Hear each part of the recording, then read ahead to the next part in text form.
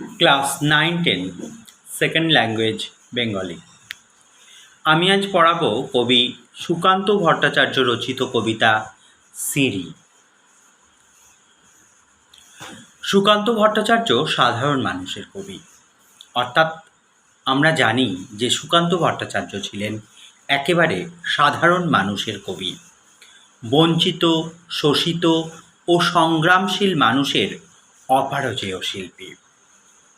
সমাজে যে সকল মানুষ বঞ্চিত, যারা শোষিত এবং যারা সংগ্রামশীল মানুষ, তাদের হয়ে কথা বলতেন কবি সুকান্ত। 1926 খ্রিস্টাব্দের কলকাতার কালীঘাটের হালদার স্ট্রিটে জন্মগ্রহণ করেন কবি। পিতা নিবারণ চন্দ্র ভট্টাচার্য, মাতা সুনীতি দেবী। আদিনিবাস কোটালীপাড়া, ফরিদপুর। বেলেঘাটা দেশবন্ধু হাই স্কুল থেকে প্রবেশিকা পরীক্ষা দেন। মার্ক্সবাদী চিন্তা কবির ধ্যান জ্ঞান, অর্থাৎ কবি ছিলেন বামপন্থী ঘরানার। মার্ক্সবাদী চিন্তা কবির ধ্যান জ্ঞান ছিল। তারই মননেও রূপায়ণে কবি নিজেকে গভীরভাবে যুক্ত করেছেন।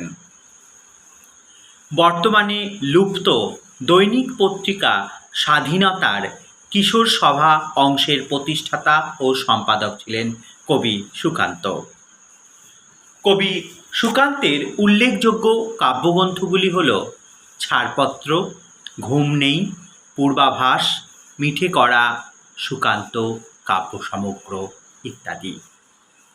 ঘুম নেই কাব্যের শ্রেষ্ঠ কবিতা প্রিয়তমাশু। যুদ্ধ নয়, শান্তি চাই, এই বাণীকে প্রতিষ্ঠা করতে চেয়েছেন এই কবিতায় কবি। যুদ্ধ চাই না আর, যুদ্ধ তো থেমে গেছে, পদার্পণ করতে চায় না মন ইন্দোনেশিয়ায়। পূর্বাভাস কাব্যেও ঘোষিত হয়েছে কবির বিপ্লব চিন্তা। মিঠে করা কাব্যকে ছড়ার সংকলন বলাই ভালো। নিপীড়িত, শোষিত, ক্ষুধিত মানুষের বুক ফাটা আর্তনাদ কবি শুনেছেন। তাকে কি সেই কঠিন সত্য থেকে সরিয়ে আনা যায়? কবি সেই কঠিন সত্যকে মানুষের কাছে বলার জন্য লেখনীকে সচল করেছেন। কবিতায় বলেছেন, ক্ষুধার রাজ্যে পৃথিবী গদ্যময়, পূর্ণিমার চাঁদ যেন ঝলসানো রুটি। মানুষের দুঃখ বেদনা, সমাজের বুকে ঘটে থাকা অন্যায় অবিচার, 50 খ্রিস্টাব্দের দুর্ভিক্ষের মর্মান্তিক ঘটনা, নিরন্ন গ্রাম ছাড়া মানুষের মিছিল, পথে পথে পড়ে থাকা মৃতদেহ আর দুমুঠো অন্নের জন্য মানুষের দ্বারে দ্বারে ভিক্ষাপাত্র নিয়ে দাঁড়ানোর দৃশ্য দেখে কবির হৃদয়ে বিদ্রোহের ঝড় ওঠে। সুকান্ত জানতেন সাম্যবাদী সমাজ তৈরি করতে, আগামী দিনের সম্ভাবনাকে বাস্তবায়িত করতে প্রচণ্ড ক্ষমতা ও সাহসের প্রয়োজন, আর এই ক্ষমতা ও সাহস আছে যুবশক্তির। কবির বিভিন্ন কাব্যে তার বিদ্রোহী সত্তার প্রকাশ ঘটেছে, তাই কবিকে আমরা বিদ্রোহী কবিও বলে থাকি। যদিও বাংলা সাহিত্যে বিদ্রোহী কবি আমরা বলে থাকি কাজী নজরুল ইসলামকে, তবুও পাশাপাশি কখনো কখনো আমরা সুকান্ত ভট্টাচার্যকেও বিদ্রোহী কবি বলে থাকি। আমরা যে কবিতাটি নিয়ে আলোচনা করছি সিঁড়ি, সিঁড়ি কবিতাটি সুকান্ত ভট্টাচার্যের ছাড়পত্র কাব্যগ্রন্থ থেকে নেওয়া হয়েছে। ছাড়পত্র অর্থাৎ মূল কাব্যগ্রন্থের নাম ছাড়পত্র। সিঁড়ি কবিতাটির মূল বক্তব্য এইরূপ: সমাজের উঁচু তলার মানুষেরা নিচু শ্রেণীর খেটে খাওয়া লোকেদের সিঁড়ি বানিয়েছে। শুনতে খারাপ লাগলেও এটাই সত্য। তারা এই শ্রেণীর লোকদের বুকে পা দিয়ে ক্ষত সৃষ্টি করে উঁচুতে ওঠে, তারপর তারা পিছনের দিকেও তাকায় না। তাদের বুকগুলি পদধূলিধন্য হয়ে যায়। উঁচুতলার মানুষগুলি নিচুতলার মানুষদের ওপর অত্যাচারের চিহ্নগুলি কার্পেটের মতো জিনিসের প্রলেপ দিয়ে ঢেকে রাখতে চায়, আর পৃথিবীর কাছে তাদের গোবর্ধত অত্যাচারী পদধ্বনি চেপে রাখতে চায়।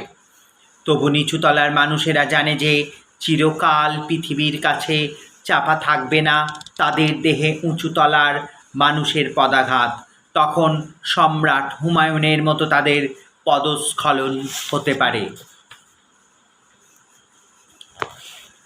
কবি সুকান্ত ভট্টাচার্য সর্বহারা শ্রেণীর প্রতিনিধি।